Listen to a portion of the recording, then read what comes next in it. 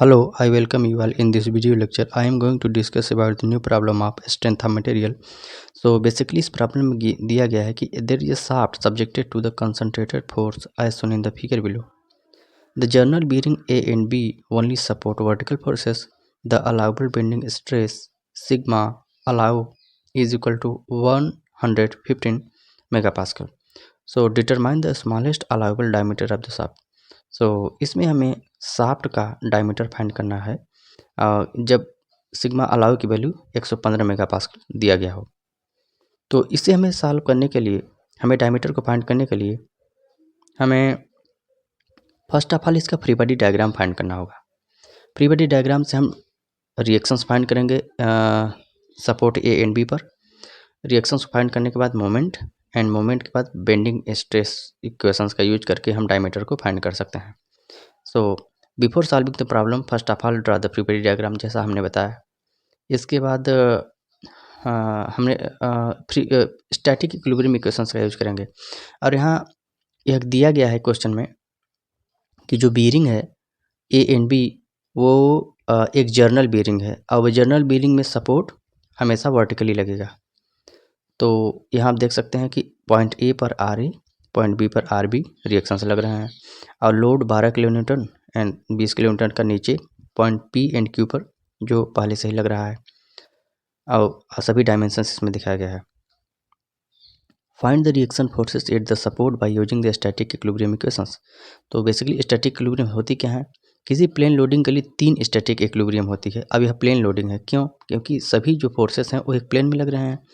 तो plane loading के लिए sigma F of X equal to 0, sigma F of Y equal to 0 and moment sigma M equal to 0। तो अब हम sigma M B equal to 0 का use करेंगे।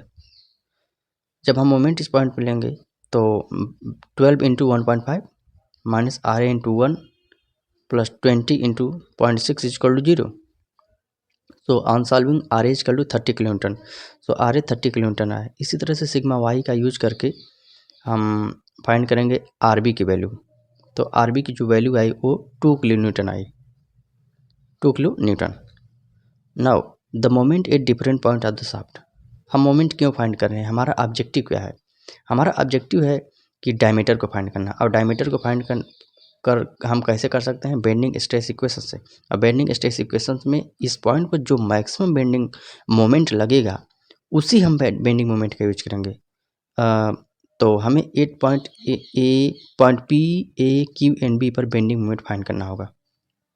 तो पॉइंट पी एंड बी पर बेंडिंग मोमेंट की वैल्यू 0 होगी, क्यों? क्योंकि कोई भी इस पर कपल नहीं लग रहा है पॉइंट पी एंड बी पर।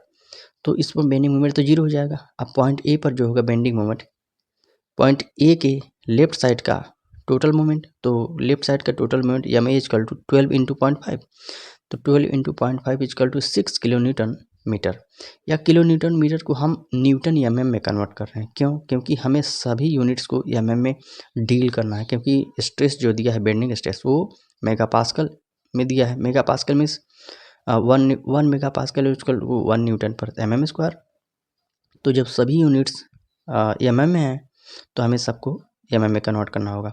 इसी तरह से पॉइंट क्यू पर भी हम बेंडिंग मोमेंट निकालेंगे। तो बेंडिंग मोमेंट जब हम पॉइंट क्यू पर निकालेंगे तो bending moment at left side जितनी भी लोडिंग लग रही है उसका मोमेंट, क्यू के लेफ्ट साइड जो भी लोडिंग लग रही है उसका moment. So 12 into 0.9 minus 30 into 0.4 equal to minus 1.2 kilo newton पर metre, kilo newton metre sorry. तो यहाँ वैल्यू निगेटिव आएगी, लेकिन हमें निगेटिव वैल्यू से डील नहीं करना है, हमें सिर्फ उसका मैग्नीट्यूड चाहिए। तो मैग्नीट्यूड जो है हमने उसका मार्ट लिया, फिर फाइनली हमें 1.2 टाइम्स 10⁻6 न्यूटन एम एम आया। नाउ हमारा मैक्सिमम बेंडिंग मोमेंट जो है वो पॉइंट ए पर लग रहा है। आप यहाँ से देख सकते हैं पॉइंट ए जो है आर ए रिएक्शन, इस पर मैक्सिमम बेंडिंग मोमेंट आया और उसकी जो वैल्यू थी वो M A equal to 6 into 10⁻6 newton M M. So use the maximum bending moment equation to find the shape diameter of the shaft that can bear the given loading without failure. So ये important point है कि maximum moment उस पूरे beam पर जहाँ लग रहा है तो उस पॉइंट का मैक्सिमम मोमेंट हम यूज करके हम डायमीटर की वैल्यू निकालेंगे। अगर वह मैक्सिमम पर सेफ रहा तो मिनिमम पर तो सेफ ही रहेगा। तो उस डायमीटर को हमें फाइंड करना है। तो बेंडिंग मोमेंट इक्वेशन का हमें यूज करना है, M upon I equal sigma upon y वाला equation. So M maximum moment, M is I is the moment of inertia of the cross section. वो देख सकते हैं डायमीटर डी है तो क्रॉस सेक्शन एरिया, इसका moment of inertia I equal pi D के power 4.64, y maximum equal to D by 2 and sigma allow equal to, तो हम इसको जब पुट करेंगे तो सिग्मा अलाउ की वैल्यू 32 या मैक्सिमम पाई डी क्यूब। अब हम पूरी वैल्यूज को पुट करेंगे। बेंडिंग स्ट्रेस सिग्मा अलाउेबल की वैल्यू दी गई थी 115 एंड मैक्सिमम मोमेंट दिया गया था 6 × 10⁶ न्यूटन में, जो हमने कैलकुलेट किया। अब यहाँ से हमें डायमीटर की वैल्यू फाइंड करनी है, तो डायमीटर का वैल्यू फाइंड को हम बस बेसिक इसमें कैलकुलेशन है, बस कैलकुलेशन हमने किया फाइनली।